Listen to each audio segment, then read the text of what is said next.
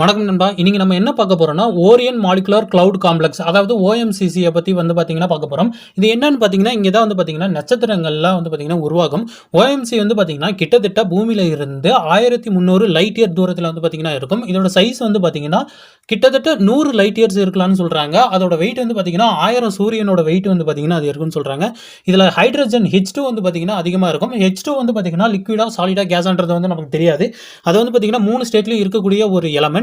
இது பார்த்தீங்கன்னா டஸ்ட்டும் ஹீலியமும் சேர்ந்து பார்த்தீங்கன்னா இது கூட இன்டராக்ட் ஆகுறப்ப இதை பார்த்தீங்கன்னா ஓவரான ஒரு டெம்பரேச்சர் உருவாக்கும். அதுல இருந்து பார்த்தீங்கன்னா ஸ்டார்ஸ் ஃபார்ம் ஆகும்.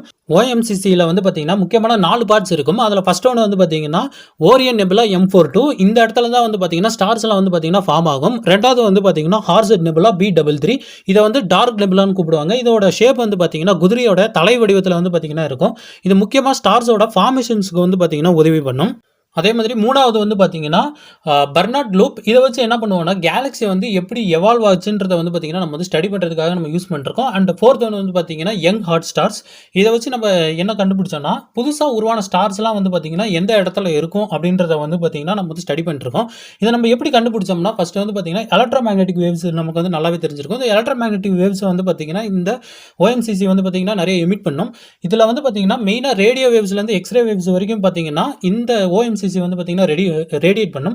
இந்த ரேடியேட்டான வேவ்ஸ் பார்த்தீங்கன்னா பூமியை நோக்கி வரப்ப அதை வச்சு நம்ம பார்த்தீங்கன்னா ஸ்டடி பண்ணிட்டோம். இதை ஃபர்ஸ்ட் பார்த்தீங்கன்னா நிக்கோலஸ் கிளாட் ஃபேப்ரிடி பெர்சின்ற பிரெஞ்சு அஸ்ட்ரானமர் பார்த்தீங்கன்னா 1610 பார்த்தீங்கன்னா ஃபர்ஸ்ட் ஸ்டடி பண்ணாரு. அதுக்கப்புறம் பார்த்தீங்கன்னா கிறிஸ்டியன் ஹியூஜன்ஸ்ன்ற டச் அஸ்ட்ரானமர் பார்த்தீங்கன்னா 1956 பார்த்தீங்கன்னா இதோட ஷேப் அண்ட் ஸ்ட்ரக்சர் பார்த்தீங்கன்னா ஸ்டடி பண்ணாரு.